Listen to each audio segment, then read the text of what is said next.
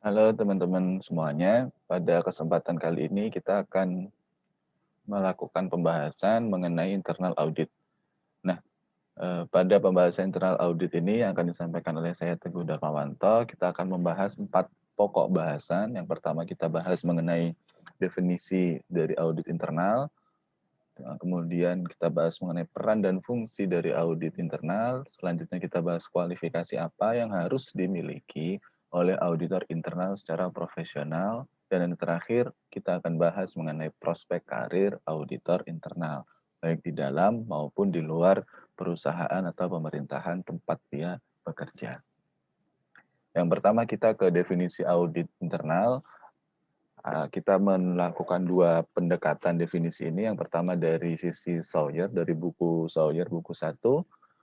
Audit audit internal didefinisikan sebagai proses atau kegiatan atau aktivitas yang dilakukan oleh auditor internal untuk menilai secara sistematis dan objektif.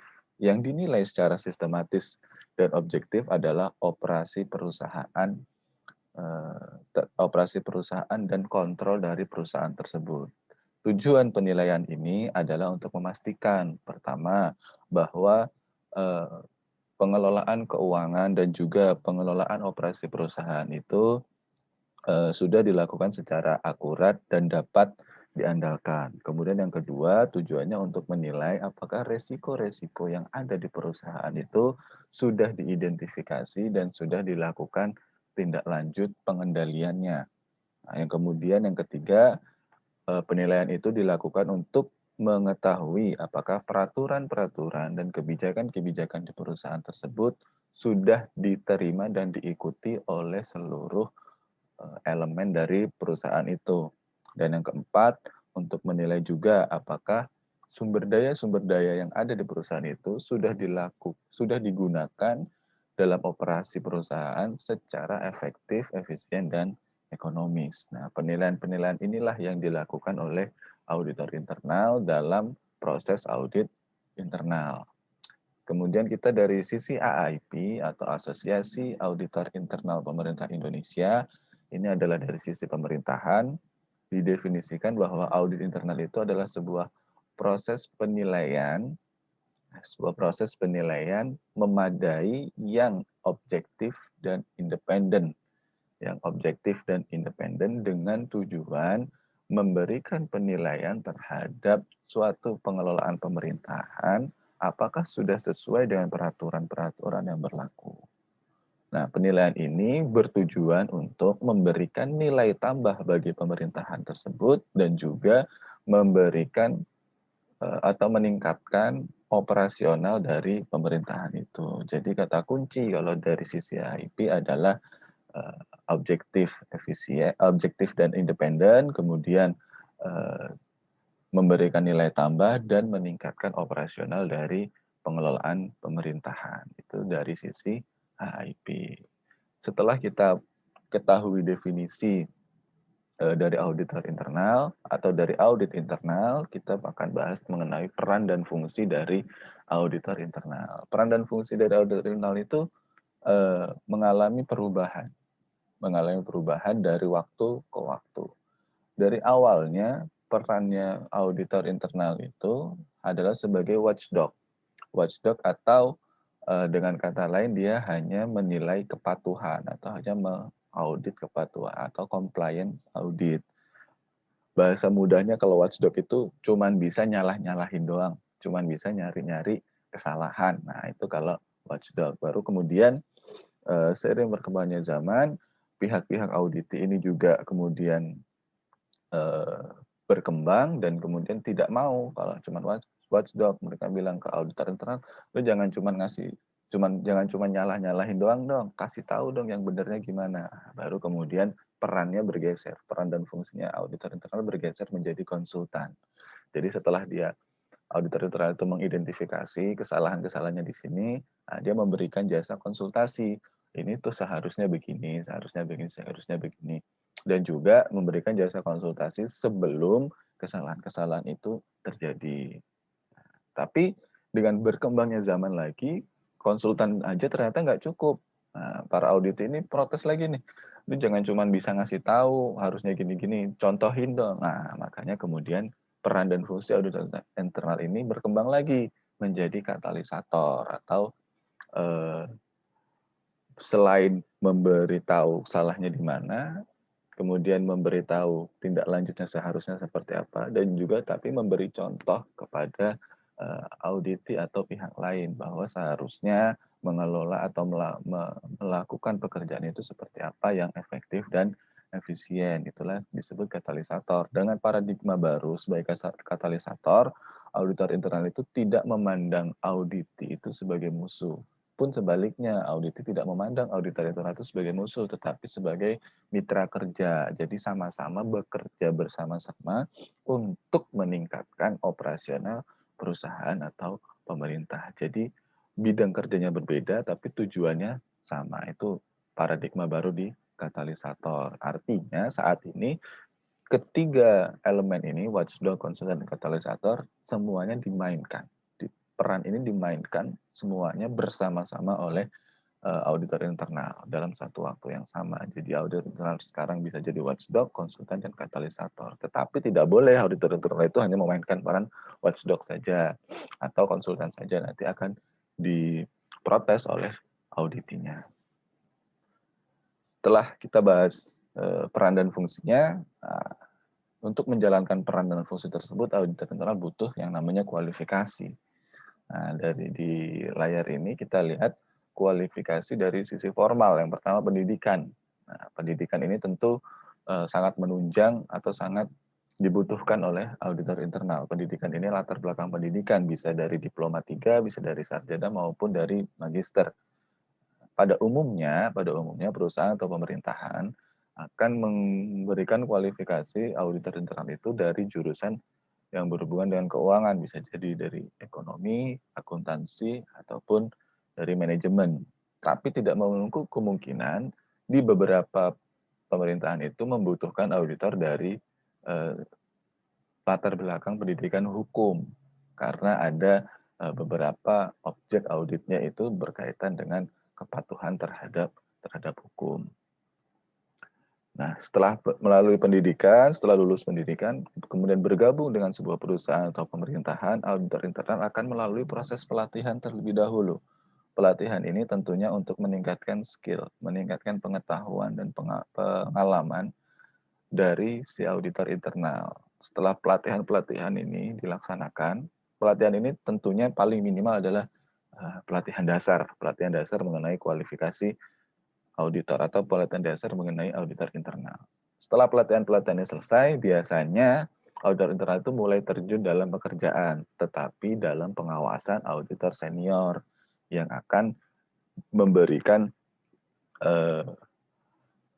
pengawasan dan juga mengajari secara case to case bagaimana ketika melaksanakan pekerjaan atau penugasan audit. Kemudian selanjutnya untuk menunjang dan meningkatkan kualitas, perlu auditor internal itu melakukan atau mengikuti program-program sertifikasi yang dibutuhkan. Bisa mulai dari CA dulu, Chartered Accountant, kemudian jadi CPA Certified Public Accountant atau CI Certified Internal Accountant, Internal Auditor, dan juga sertifikasi-sertifikasi yang lain yang bisa menunjang kualitasnya dalam melaksanakan pekerjaan sebagai auditor internal.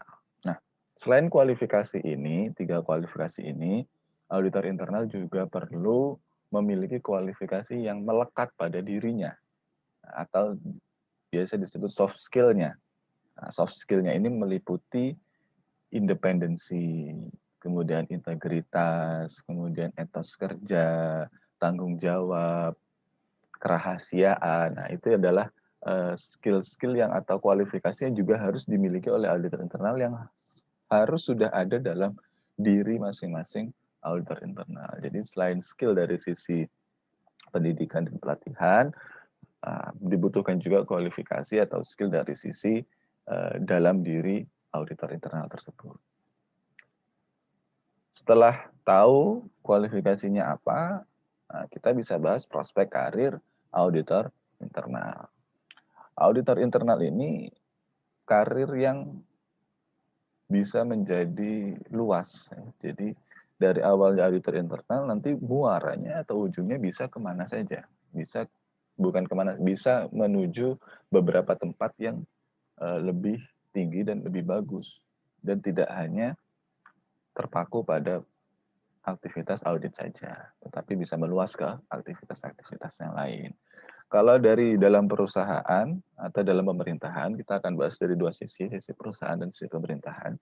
Kalau di dalam tentu sebagai auditor internal, di perusahaan dia akan meniti karir dari bawah sebagai junior auditor. Kemudian nanti akan pelan-pelan naik menjadi senior auditor, kemudian manager, general manager, atau kepala divisi audit. Nah, nanti bisa naik lagi bahkan sampai menjadi anggota komite audit atau komite auditnya, atau ketua komite auditnya.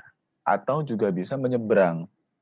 Jadi tidak lagi dia auditor internal, tapi menyeberang. Entah itu menjadi direktur keuangan, entah itu menjadi direktur pengelolaan resiko, entah itu menjadi direktur investasi, atau direktur-direktur yang lain yang masih berhubungan dengan keuangan kalau di dalam perusahaan. Nah, kalau di dalam pemerintahan, karir auditor internal itu dimulai dari auditor pelaksana sebagai anggota tim. Auditor pelaksana ini nanti terbagi dua, auditor pelaksana terampil dan ahli sesuai dengan latar belakang pendidikannya. Kalau diploma 3 dia akan masuk dulu ke terampil. Kalau sudah sarjana dia bisa alih jabatan menjadi pelaksana ahli. Jadi pelaksana ahli pertama sebagai anggota tim juga. Nah, setelah auditor pelaksana, dia akan naik lagi menjadi auditor ahli muda. Auditor ahli muda ini akan berperan sebagai ketua tim audit dalam sebuah penugasan atau pekerjaan audit. Kemudian akan naik lagi menjadi auditor ahli madya. Auditor ahli madya ini adalah sebagai pengendali teknis dalam sebuah pekerjaan audit. Dan yang paling tinggi adalah auditor ahli utama sebagai pengendali mutu dari sebuah pekerjaan audit. Tetapi tidak menutup kemungkinan menyeberang juga dari auditor bisa menjadi berkarir di manajerial atau di struktural kalau di pemerintahan. Bisa dari menjadi direktur keuangan atau kepala biro keuangan, bisa menjadi kepala biro perencanaan, bisa menjadi kepala biro penilaian resiko, bisa menjadi kepala biro umum atau biro-biro yang lain, bahkan bisa menjadi inspektur atau inspektur jenderal atau inspektur utama, atau kalau di pemerintahan disebutnya Chief of Government Internal Auditor atau pimpinan APIP, pimpinan aparat pengawas internal pemerintah. Itu karir tertinggi dari auditor internal di dalam pemerintahan. Di luar pemerintahan atau di luar perusahaan, auditor internal bisa berkarir sebagai apapun. Tidak sedikit yang berkarir sebagai auditor internal di dalam perusahaan atau pemerintahan, di luar itu memilih karir juga, mengembangkan karirnya di luar perusahaan dan pemerintahan, bisa menjadi sebagai konsultan. Bisa sebagai konsultan pajak, bisa sebagai konsultan penilaian risiko, bisa sebagai konsultan pembiayaan, bisa sebagai konsultan yang lain-lain yang masih berhubungan dengan keuangan. Atau bisa juga menjadi akuntan pendidik, seperti menjadi dosen, menjadi pengajar, seperti itu. Atau bisa juga, ada juga yang mengembangkan karir sebagai praktisi atau sebagai trainer pada acara seminar-seminar maupun pelatihan-pelatihan.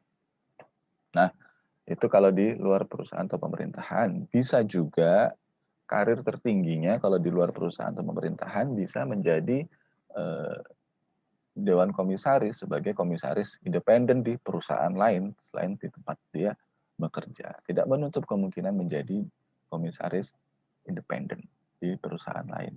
Kalau di pemerintahan, contoh yang ada sekarang ini ya Menteri Negara PUPR, Pak Basuki Hadi Mulyono itu berkarir awalnya sebagai auditor internal sampai menduduki posisi tertinggi yaitu Inspektur Jenderal di PUPR.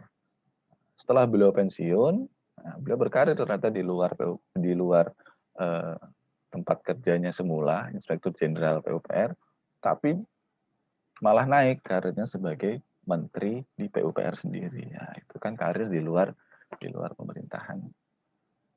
Karir-karir yang bisa ditempuh atau jalan-jalan bisa ditempuh oleh auditor internal. Sekian pembahasan kita pada hari ini, pada kali ini mengenai auditor internal. Kita sudah bahas mulai dari definisi, peran, kualifikasi, sampai prospek karirnya. Terima kasih pada teman-teman semua. Semoga apa yang kita bahas ini bisa bermanfaat.